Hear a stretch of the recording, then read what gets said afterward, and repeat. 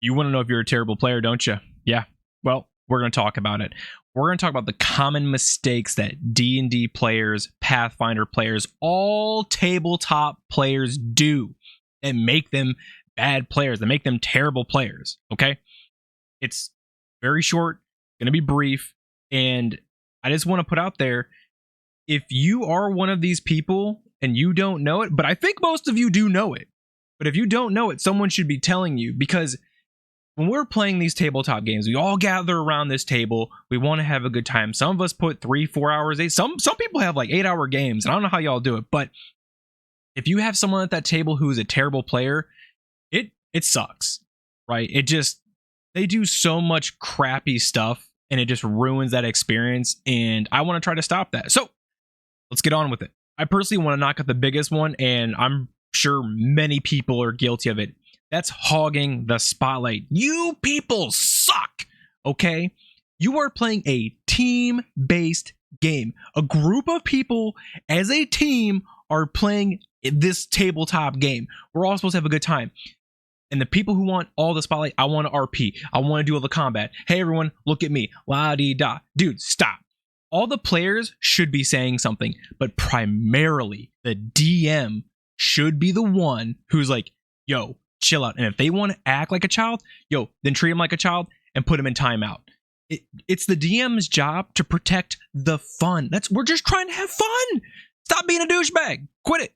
Bad players don't take the game seriously. And I know it's a game, but what I'm talking about is there's a big moment in the story or something, and you're going to crack a joke or just be like a douchebag or be disruptive on another player, right? Or the DM's given some great dialogue and descriptions, and you're like, I shoot an arrow.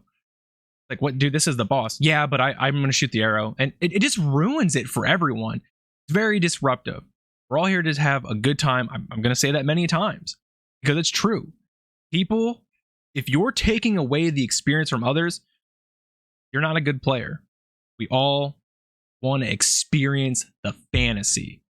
So stop being so disruptive. Get off your phone, get off TikTok, get off YouTube, and be at the table, whether it's online or virtual tabletop, you're scrolling through, Twitter, whatever, or if you're in person.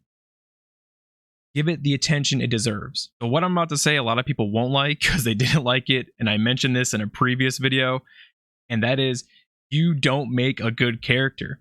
If you don't put the effort into your character, what makes you think the table or the DM is going to give you an effort right back? Take the time. You don't need something big, crazy, 10 paragraphs, small font, 3. You don't need all that. Put the effort into making a character in something that you really want to play, and pull inspiration from anime or historical figures just to spice it up. Or you can be a comical relief as well. Just put the effort into your character, please. You refuse intentionally to stay on the story that is given. You derail on purpose.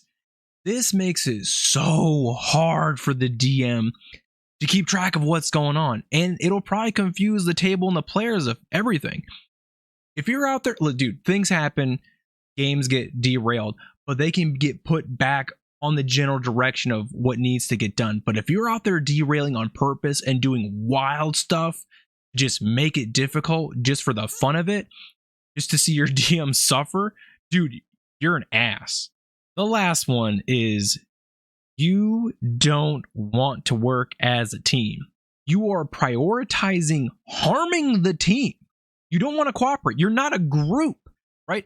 Yes, sometimes we get strung along on other people's stuff. That's just part of it. It's literally part of the game.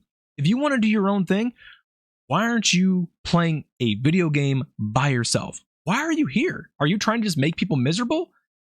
That's why you're a terrible player. That's why it's hard for those people to find games, because they get booted from those tables. You know who I'm talking to. It's one of you out there.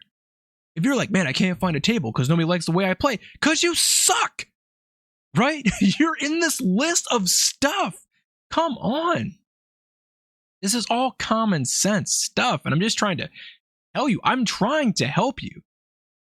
You need to work as a team in a team-based game. There's a second part to this, and that is when you are playing with friends and there is another group of friends and you are a team of, let's say, 4, but you are 2 separate teams. You don't want to work together. You're like, oh, we're going to do this and you guys can go do that. That is also not cooperating, right? It takes some time because I know we're all trying to trust each other, have a good time at the table, but you have got to at least try to work with the other group of friends or whatever, because you're going to be playing at this table. Hopefully, you're going to be playing at the table for a few months, and everyone wants to have a good time. Just want to give a shout out to Justin Phillips as my patron. You get those token packs and maps, and you can request custom artwork from me when I have time. I'm moving into a house right now, and I will get to it when you shoot me a message. If you guys are looking for that same thing or higher tiers with token borders and all this other stuff for commercial use, you know where to go. All right, Patreon. For the Patreon game, we are going to start at level 10 when I have the free time to get everything set up. And I just want to also ask everyone in the comments, if you would, share your experience, both good and bad. Let's not focus on just the one. We grow as a community talking about all sides of the spectrum. That's all I got. Thank you for your time. I'll see you later.